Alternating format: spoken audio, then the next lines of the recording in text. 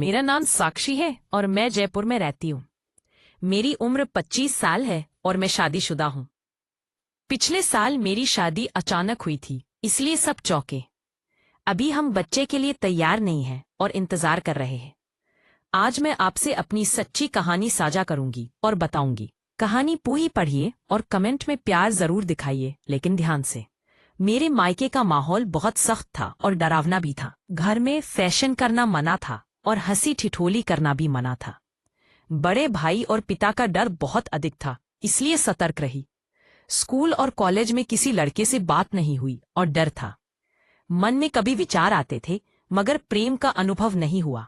मैं आपसे अपनी परिवार बता रहा हूं और बताने वाली आंखों से प्रेम का मतलब नहीं हुआ।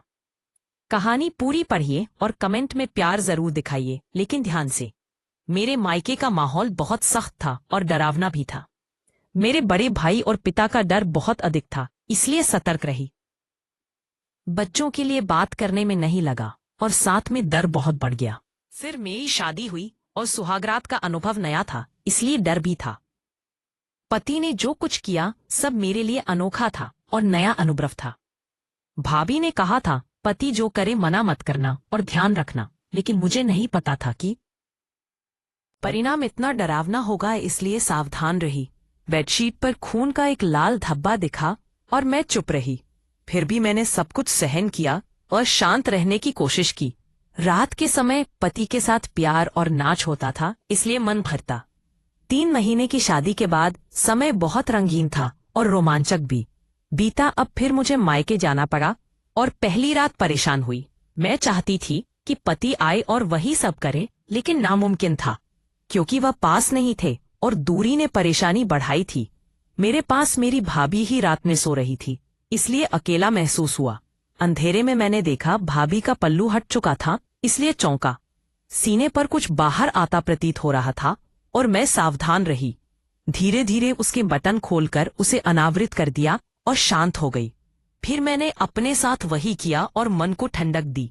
शादी के बाद मेरे अंग भी भारी और ठोस हुए, इसलिए चिंता हुई। मैंने पहले खुद को प्यार करना धीरे धीरे शुरू किया और महसूस किया।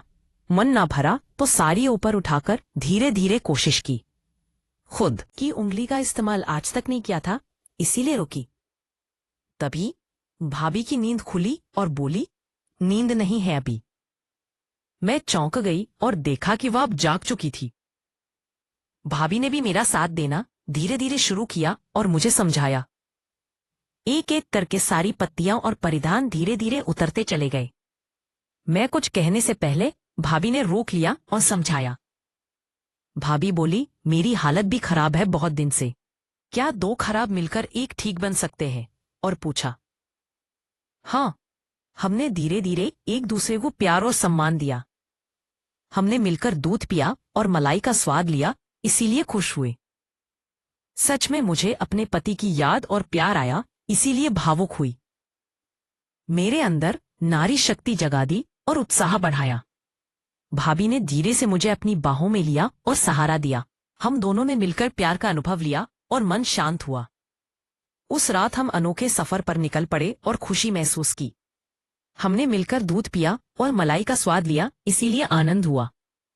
सच में मुझे अपने पति की याद आई और मन भारी हुआ। भाभी ने मेरे अंदर की इच्छा शक्ति फिर जगाई और समझाया धीरे धीरे। कभी भाभी ने अपना खजाना मेरे सामने रखा और मुस्कुराई। मैंने भी धीरे धीरे उसका संदूक खोला और चखा स्वाद। हम दोनों ने मिलकर छटनी का मजा लिया और खुश हुए। फिर भी मेरी भूख और मन शांत नहीं हुआ बिल्कुल। मैंने भाभी से कहा, मन नहीं भरा अभी पूरी तरह। भाभी बोली, जो मर्द कर सकता वह कर सकता हमेशा। दुनिया का सच्चा सुख केवल पुरुष दे सकता। और समझाया। मैंने कहा, मुझे भी बहुत जरूरत महसूस हो रही। धीरे धीरे भाभी ने जवाब दिया, मैं इंतजाम कर दूंगी अब तुरंत। मैं चकित होकर पूछा, भाभी कैसा इंतजाम होगा वास्तव में? भाभी बोली, चल कल बताऊंगी, आज सो जाओ अभी। सुबह भाभी ने मुझे उठाकर कपड़े बदलने को कहा। फिर मैं उठकर साड़ी पहनकर बाथरूम में चली गई। धीरे धीरे पूरा दिन घर के कामकाज में व्यस्त होकर बीत गया। दोपहर के बाद भाभी ने मुझसे सवाल पूछा धीरे से, तुम अपने पति से कितना प्यार करती हो अब सच में? मैंने कहा, हद से ज्यादा भाभी, बहुत प्यार महसूस होता। भाभी बोली, अच्छा अब समझो अपनी शक्ति को धीरे धीरे। फिर भाभी ने पूछा, कितने दिन तक दबा रख सकती हो? मैंने कहा, दबाना बहुत मुश्किल है भाभी, सच बताऊं पहले। भाभी बोली, अगर कोई और इच्छा शांत कराना चाहे। मैंने कहा, ऐसा संभव नहीं, धोखा नहीं कर सकती हूं। भाभी ने कहा, जलती रहो अपनी इच्छा की आग में। मैंने पूछा, भाभी तुम खेत में क्या करने जा रही हो? भाभी ने जवाब दिया, अपने जुगाड़ के लिए खेत जाती हूँ। भैया का क्या? मैंने उत्सुक होकर पूछा भाभी से धीरे धीरे। भाभी बोली, उनको अपने काम से फुर्सत नहीं है अभी। अगर तुम चाहो तो मैं इंतजाम कर दूंगी तुम्हारा। सच में मैं हैरान थी और सोच रही, कैसे कोई पति को धोखा। रात को हम फिर एक साथ सोने चले गए धीरे। भाभी ने आज मुझे कुछ करने की अनुमति नहीं दी। मैंने 2 बार कोशिश की, फिर भी रोका गया धीरे। रात करीब 2 बजे भाभी उठकर बाहर चली गई चुप। उसमें सारे गहने और चाबी चुपचाप रख दिए तुरंत। मैं लेटी सोचती रही, भाभी कितनी चालाक और तेज मन में। मैंने भी सारे गहने उतारकर चुपचाप बाहर निकल गई। हमारे घर के पीछे ही खेत शुरू होते थे धीरे धीरे। भाभी मुझसे काफी आगे चल रही थी और मैं पीछा करती। रात भर लगभग 4 से 5 एकड़ बाद मोटर कमरे पर। भाभी ने दरवाजा खटखटाया और धीरे धीरे अंदर चली गई। मैं भी धीरे धीरे वहां जाकर कान लगाकर सुनने लगी। अचानक दरवाजा खुला और मजबूत हाथ ने मुझे खींचा। मैं चौंक कर चीखी और अंदर देखकर आश्चर्यचकित हुई। भाभी बिस्तर पर लेटी थी और रोशनी हल्की थी। मिट्टी के दिए की रोशनी में राजू साफ दिख रहा। भाभी ने कहा, राजू खेत में हल चलाओ जल्दी से। राजू ने हल उठाया और तैयार होकर खेत में चला गया। भाभी ने मुझे भी पास खड़ा कर दिया और हाथ पकड़ा। हम दोनों ने मिलकर गीली मिट्टी पर हल चलाया धीरे धीरे। राजू ने मेहनत में अपना पूरा उत्साह और शक्ति लगाया। मैं भी धीरे धीरे मिट्टी में हाथ डालकर मदद करने लगी। भाभी लगातार राजू की मेहनत की तारीफ कर रही थी। हम दोनों की मेहनत देखकर मिट्टी और पानी पूरी तरह गीली। मेरे शरीर पर पसीने की धार लगातार गिरती रही बहुत। राजू ने हल चलाना बंद किया और थोड़ी देर आराम किया। भाभी ने कहा, देखो मेहनत और सहयोग का सुख यही है। मैंने महसूस किया ये अनुभव जीवन में अनोखा और अद्भुत था। हम दोनों कमरे में शांत होकर सोने लगे धीरे धीरे बिल्कुल। सुबह उठकर मैं नहाने गई और खेतों पर निशान देखे। मैं डर गई, पर भाभी ने कहा, चिंता मत करो धीरे, एक दिन बाद सब निशान मिट जाएंगे, ये स्वाभाविक है। हम दोनों हंसी में किसियानी हंसी। हंसते हुए कमरे में आए। अब हम दोनों समझ चुके थे, यह अनुभव नया था। हमारे बीच का रिश्ता और विश्वास अब और मजबूत हुआ। भाभी ने कहा, यह साझेदारी और मेहनत का अनुभव है। मैंने भी महसूस किया, कभी ऐसा अनुभव पहले नहीं हुआ। राजू का उत्साह देखकर मैं भी प्रेरित हुई पूरी तरह। यह अनुभव मेरे जीवन में एक अनोखी याद बन गया। भाभी ने कहा, मेहनत का फल हमेशा मीठा होता है। हम दोनों अब कमरे में शांत होकर सोने लगे धीरे धीरे। सुबह उठकर मैंने देखा, खेतों पर अभी भी निशान थे। मैं डर गई, भाभी को दिखाकर स्थिति समझाई तुरंत सभी। भाभी ने मुस्कुराकर कहा, चिंता मत करो, निशान मिटेंगे। मैंने सोचा, ऐसा अनुभव अब तक कभी नहीं हुआ। भाभी ने कहा, मेहनत और सहयोग का मजा अलग होता।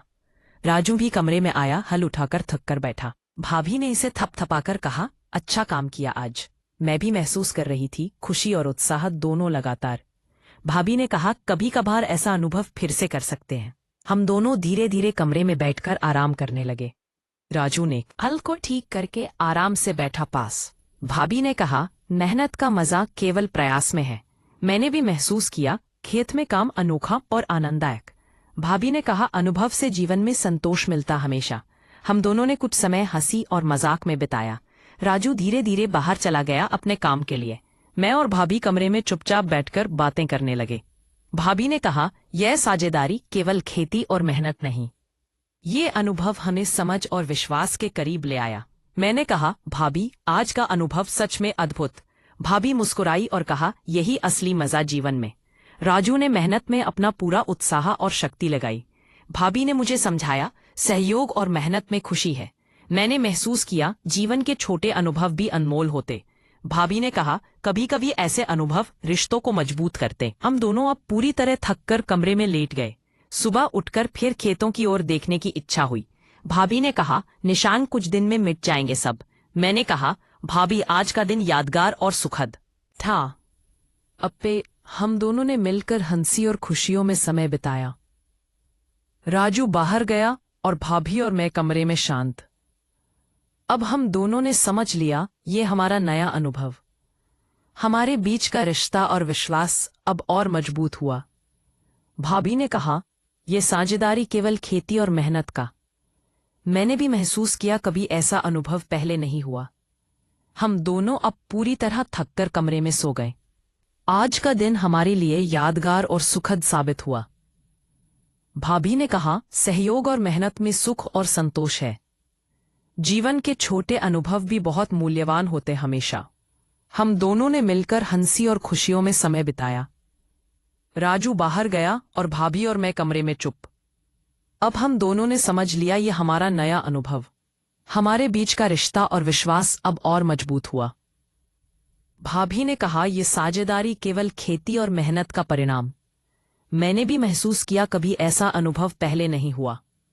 हम दोनों अब पूरी तरह थककर कमरे में सो गए। तो दोस्तों, ये थी हमारी आज की कहानी पूरी तरह। अगर कहानी पसंद आई तो वीडियो को लाइक जरूर करें।